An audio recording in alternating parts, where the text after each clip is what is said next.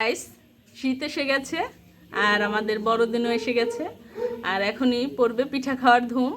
আর আমরাও পিঠা খাবো। সেই পিঠা খাওয়ার জন্য আমরা আজকে সেই 5 কেজি চাল, আতপ চাল নিয়ে নিয়েছি আর সাথে নিয়ে নিয়েছি 2 কেজি আরও সেদ্ধ চাল। এগুলি আমরা আজকে সেই মেশিন থেকে ভাঙিয়ে আনবো। আমরা সুন্দর করে সেই চালগুলি ভাঙিয়ে রোদে দেব।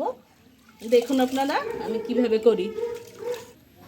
গাইস, চালগুলো আমি ভালোভাবে বেছে ধুয়ে নিয়েছি। এখন সেই পানি থেকে তুলে নেব। একটা টুকরিতে করে চালগুলি সব পানি ঝরিয়ে নেব, তারপর আমরা ভাঙাতে দেব।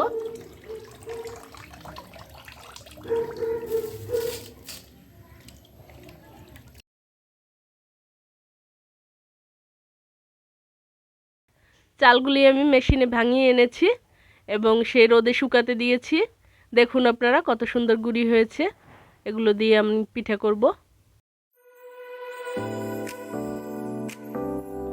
হাই গাইস, সবাই কেমন আছেন? আশা করি সবাই ভালো আছেন। আমরাও সবাই ভালো আছি। আর আজকে এসে শুরু হয়ে গেল আমাদের পিঠা খাওয়া। আজকে এসে আমি করব চিতই পিঠা এবং চিতই পিঠা করে আবার দুধ দিয়ে রান্না করব। থাকুন আমার সাথে, দেখুন।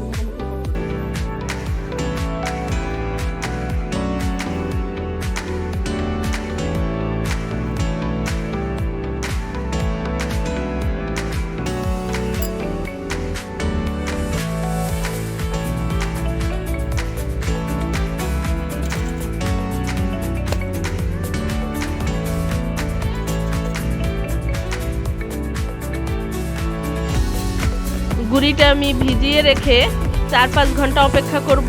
তারপর যাব আমি পিঠা বানাতে, তাহলে পিঠাটা সুন্দর হবে এবং ফুলে উঠবে।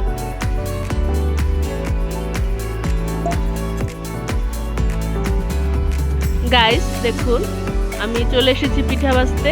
প্রথমে শাঁসটা গরম করে নেব এবং শাঁস গরম হলে পর তেল দিয়ে মুছে নেব। তারপরে আস্তে আস্তে করে সেই পিঠার গোলাটা দিয়ে দেব।